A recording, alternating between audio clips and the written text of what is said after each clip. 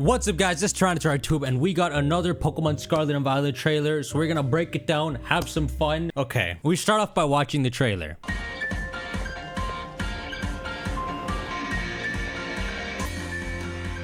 Okay, so the trailer starts off with you in the main town, I think it's Mesagoza, and Nemona's taking you down the stairs telling you about the great treasure hunt that the headmaster is telling everyone to do. There are more details on the site. The treasure hunt is a special independent study project.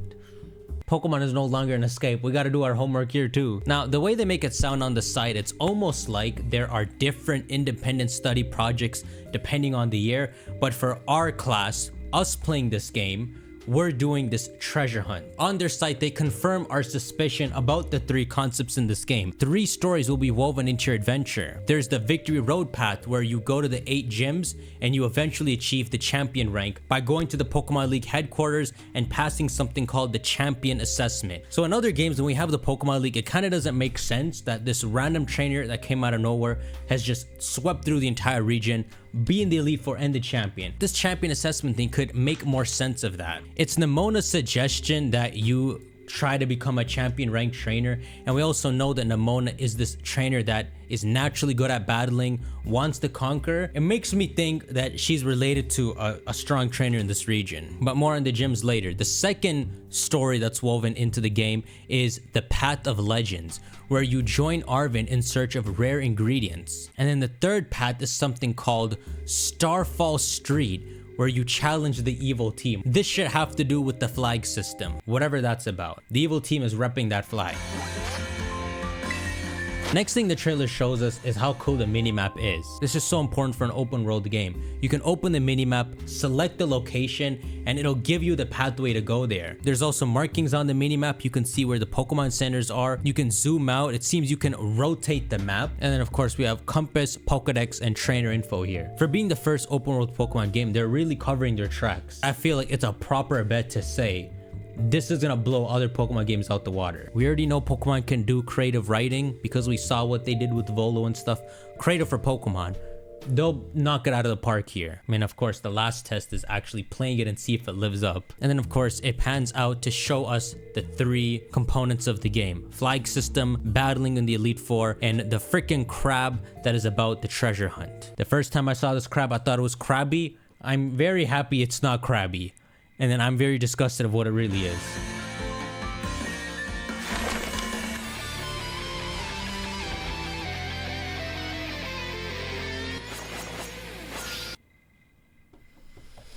You went there, huh? So we focus on the flag system, which goes hand in hand with the evil team of this game, who is known as Team Star.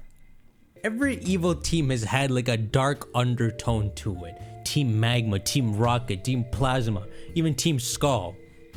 And let's not talk about Team Yell. These mans are jolly campers. We're Team Star, kid. We burn too bright to even look at directly, but you knew that, right? They could be potheads. They're living life. And then we see what they look like and their smugness. I liked you better when I thought you were a pothead. They are officially known as Team Star, the school's troublemakers. And in the official art shown here, we got one from the Orange Academy, one from the Grape one. It's Naranja and Grape, whatever. They're not actually from both academies. There's only one academy in each game, and they're from that academy. But it is official. The 9th generation evil team is Team Star. So Team Star are legitimate misfits, rebellious students from school that they're just left. They're just cutting class. But the key here is that they're made up of several squads, and each squad has a boss. Team Star is more of a union of different groups of students led by bosses, and they just scatter around the region, cause trouble for all those around them, and give the academy students and teachers a hard time by disturbing the peace and using pushy recruitment tactics. So not only are they cutting class, but they're trying to get other people to cut class. But check this out, each with their own base scattered across Paldea. That cool feeling when you're busting into like Team Rocket or Team Aqua's hideout, and it's kind of fun to marathon through the trainers and stick it to whoever's running the place. You only really get to do that once in each Pokemon game. It feels like you can do this a couple times in this game, which means even if this team is a fake out and there is an actual evil company that's the real evil organization, they're still gonna not be like Team Yell, but have hideouts where you have to go in and bust them like an actual classic Pokemon team. In the trailer, they showed them in random places with all the scaffolding, and how amazing that even though they're not coming to school, they still get up at 7 in the morning, put their school uniform on, and then cut class. They can't let their moms know. You'll see by their uniform that perhaps they're protesting the dress code. He wants to be able to squat in class. She wants to be able to wear shorts. They are political geniuses. They are protesting. Okay, this is wild. Then we get introduced to a new feature in this game, which I don't even know what the inspiration for why Pokemon added it is, but it seems good. It is a feature called Let's Go, and it's a step above Pokemon following you. You didn't think they'd upgrade it. The Pokemon that follows you, you can send to do their own thing.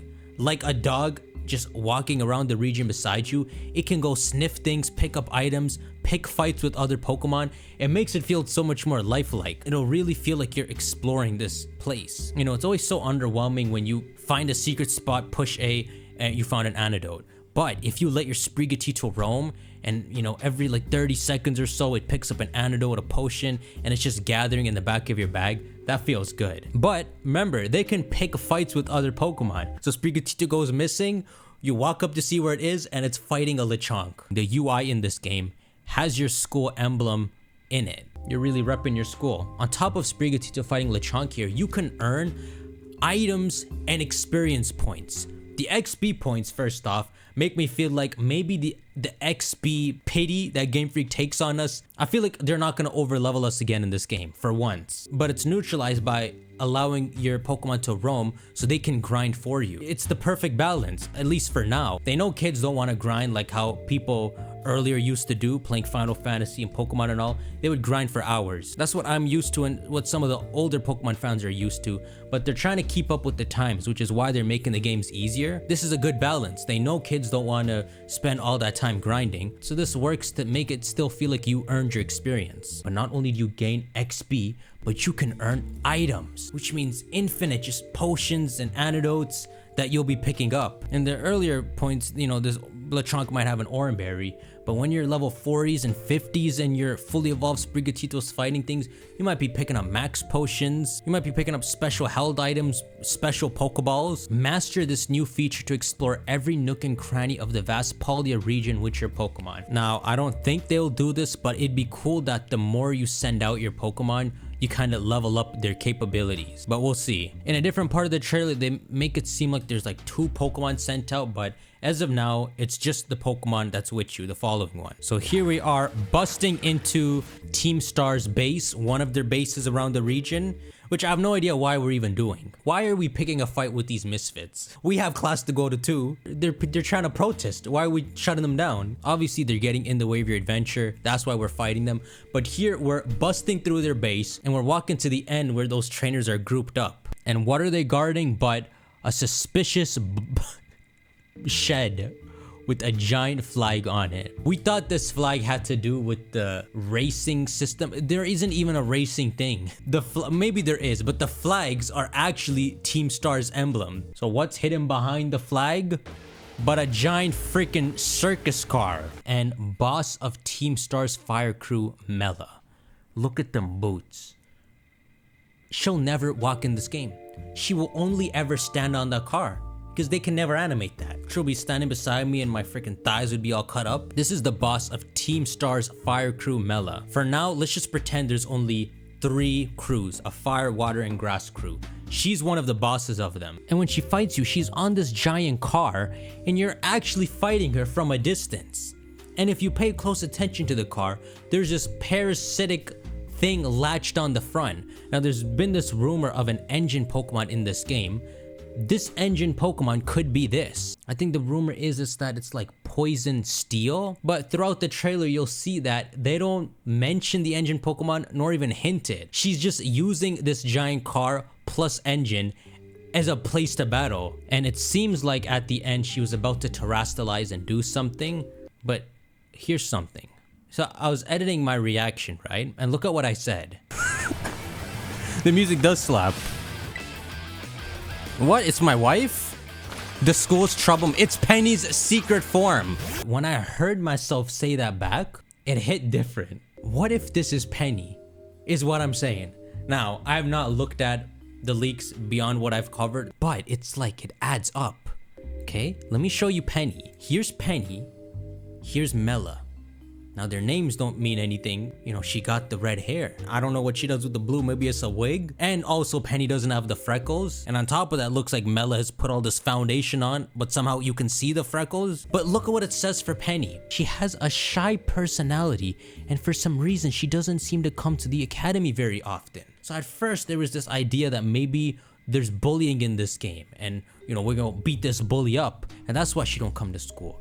But maybe she don't come to school because she's playing the persona of Mela as a misfit, and this is why she's missing all those classes. It's just this trope where there's this shy character, but they have this outgoing evil personality somewhere else. Yeah, it's kind of a plot twist. They're expressing themselves in a different way. What if this is Penny? And she just goes by the name Mela. She's just trolling. I mean, maybe let's say there's 3 bosses in Team Star. Maybe they don't care if the headmaster and the people in the school know their faces.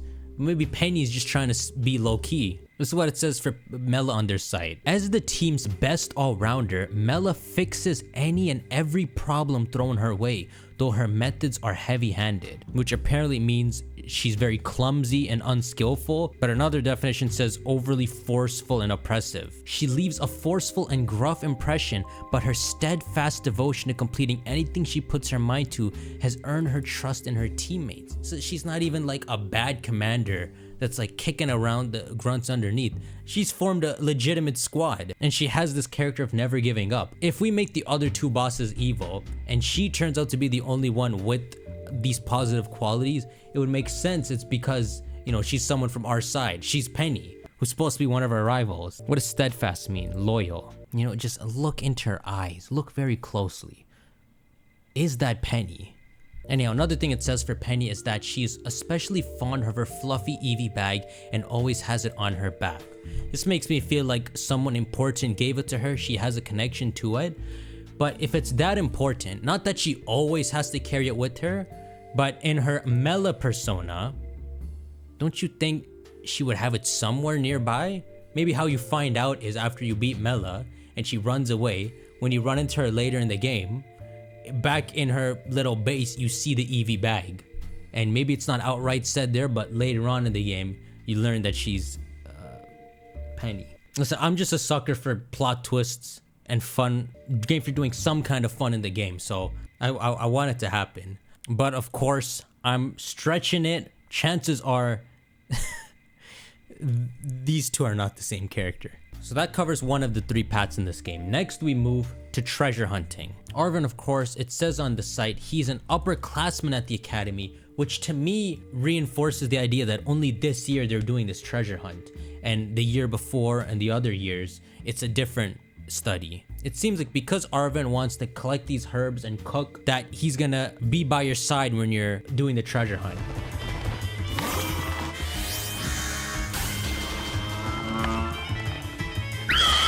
On our adventures, we run into a couple of these crabs, and upon beating them up, a giant one approaches us. And this shows us that there are size differences in this game again. The little Pokemon are called Cloth, and this big one is known as one of the Titans in this game, and this one is the Titan of the Stony Cliff. These Titan Pokemon apparently guard the Herba Mystica, which there seem to be different kinds of Herba Mystica. This is why Arvin is joining you on your treasure hunt.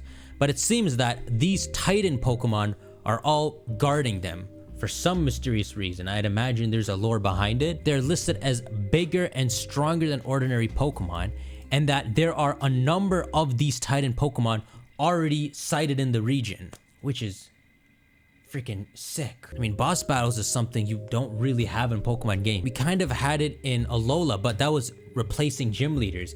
Here, we're gonna have the totem Pokemon equivalent and gym leaders alongside that. And as you can see in one of the screenshots, Cloth, the Stony Cliff Titan, he's giant and has a giant health bar.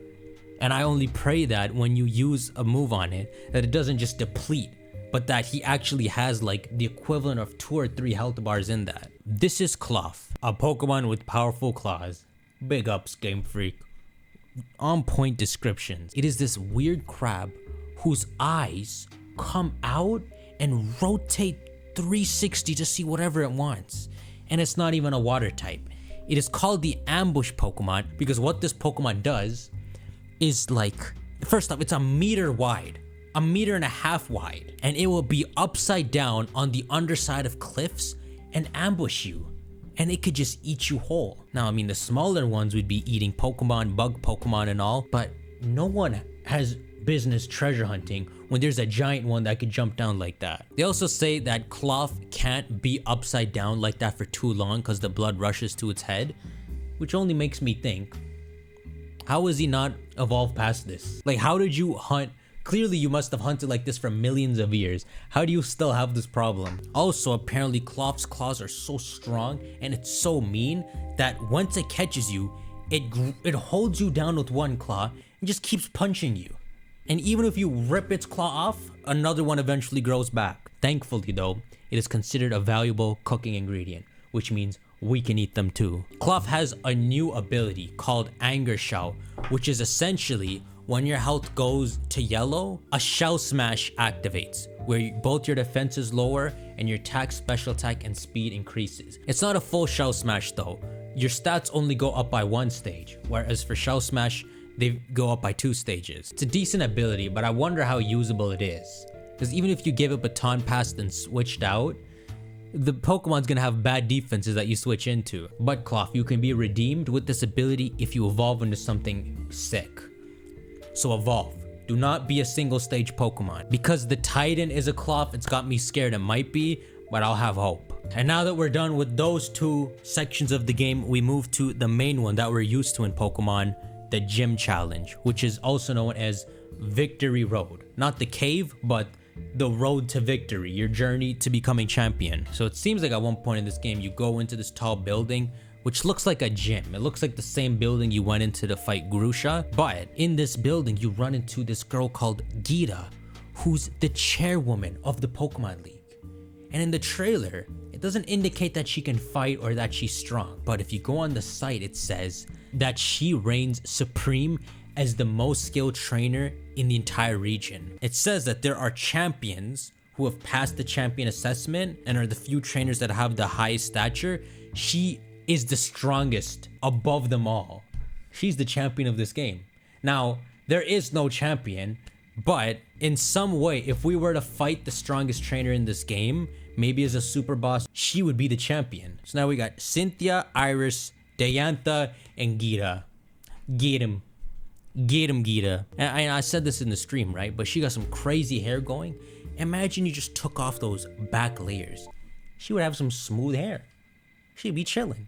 What is that? Is that a Conch Kelder? Bro, that's a new Pokemon. Oh god, it's a Bibarel.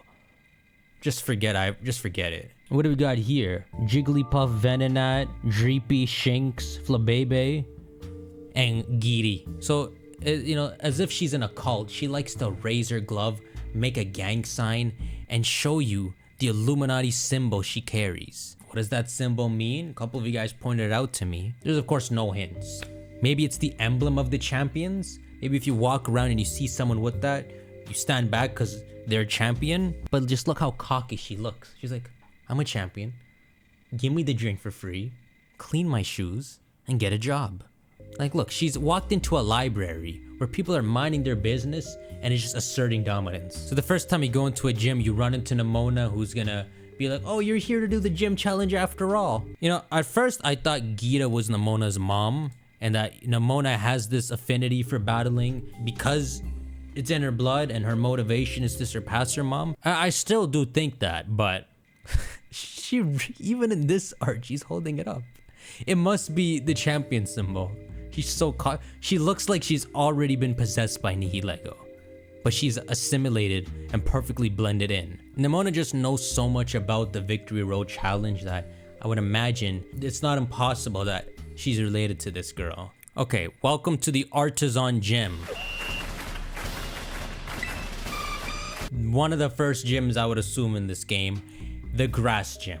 The challenge in this gym is you go around finding all the sunfloras. At the front here is this statue of this sunflora. This is a fake sunflora. They showed this in an earlier trailer. We thought it was like a dying sunflora or something, but it's actually sculpted by someone known as the verdant virtuoso, and he loves art. So he's made this taxidermy sunflora. It's his piece de resistance, known as surrendering sunflora, because you couldn't disrespect this Pokemon more. Sunkern is the undisputed world record holder of the weakest Pokemon, and you made a piece called surrendering sunflora, like it hasn't been doing that his whole life. So it's an actual statue, but there's a mystery. What the sunflora are surrendering to, nobody knows. It's a debate among connoisseurs.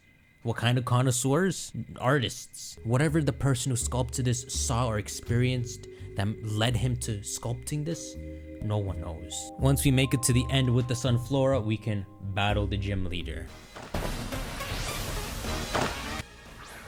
This is Brasius. He's a grass trainer, and he is the one who sculpted the sunflora. I don't know what he's doing in this gym, but he has a coiled up barbed wire whip that he's also tied around himself as a belt, and then he has it leashed himself in case anyone tries to steal it. What is he doing in here?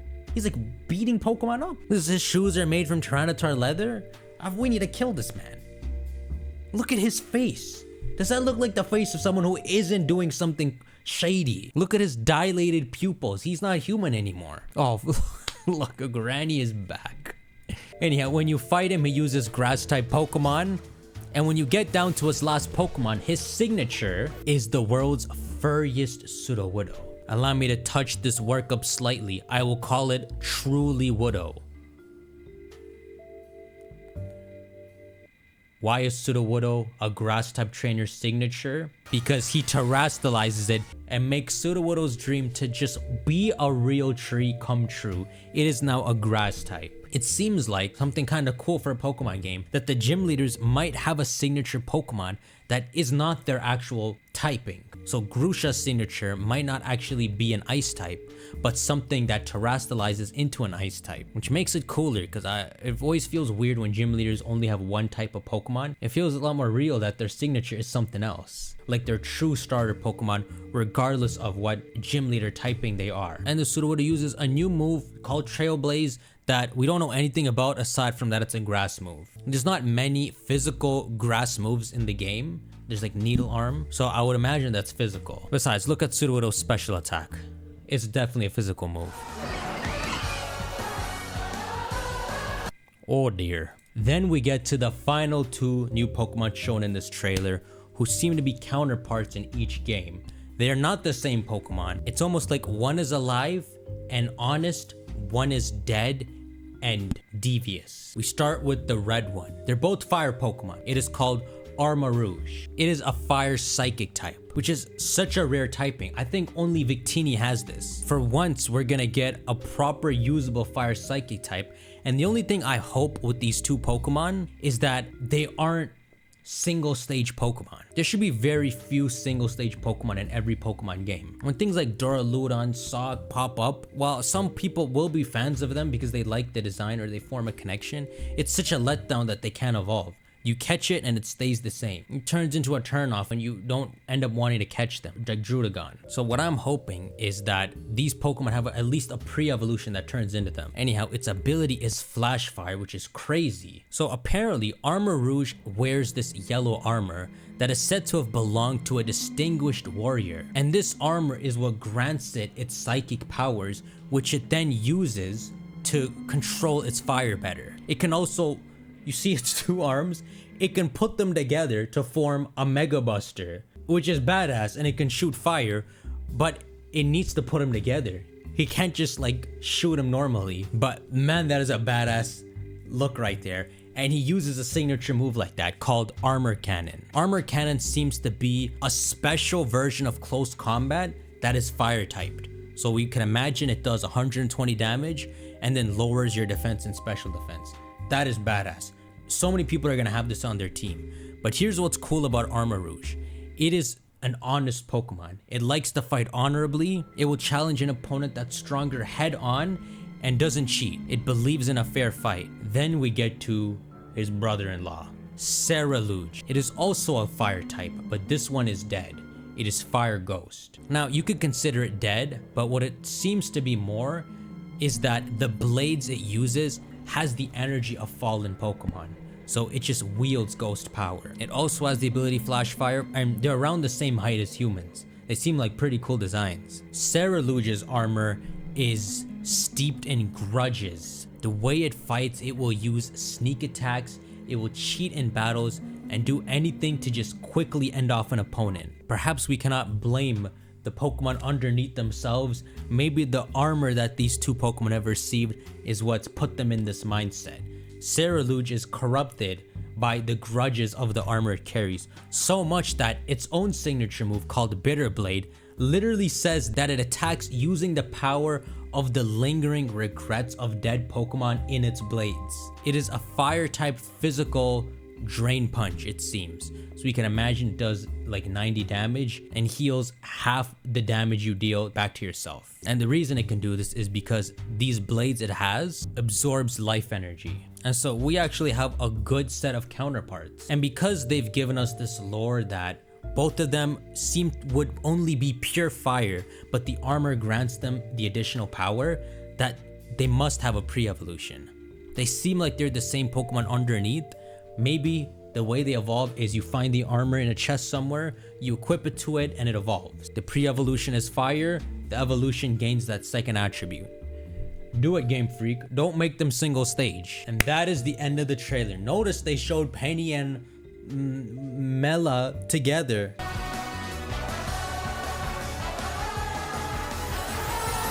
Who knows, okay? Who knows? Another thing is they give a name to this car that Mela is riding. It is called a Starmobile, and they list it as a custom car. Even though Pokemon officially has yet to show us that the car is a Pokemon, they say that to take down the squad's boss, you have to defeat their party and their Starmobiles, which makes sense now. So she's on that car and fighting you from up there because maybe after you beat her Torkoal and her other Pokemon, that you have to beat the car too.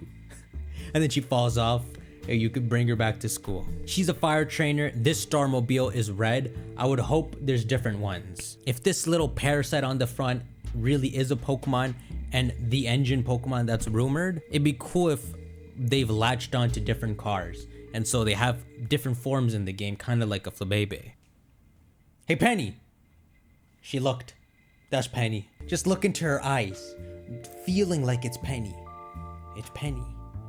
I've always wanted one of our rivals in a game to be kind of evil or join the evil team. The closest we got was like Silver, but he wasn't even in the evil team. I want this to be Penny. I want her to be climbing the ranks. And by the end of the game, when we've assembled Arvin, Nemona, and Penny, I want them all to have established hype to them. You know, maybe Penny's shy because she wants to be outgoing like this, but she doesn't feel comfortable. By the end of the game, she's comfortable and, you know, she's by your side in Mela form. You know, forget it. I'm gonna call it quits here. Go on and shank that like button and let me know your theories, but also no talking about leaks in the comments, all right? Spare the people. Take care.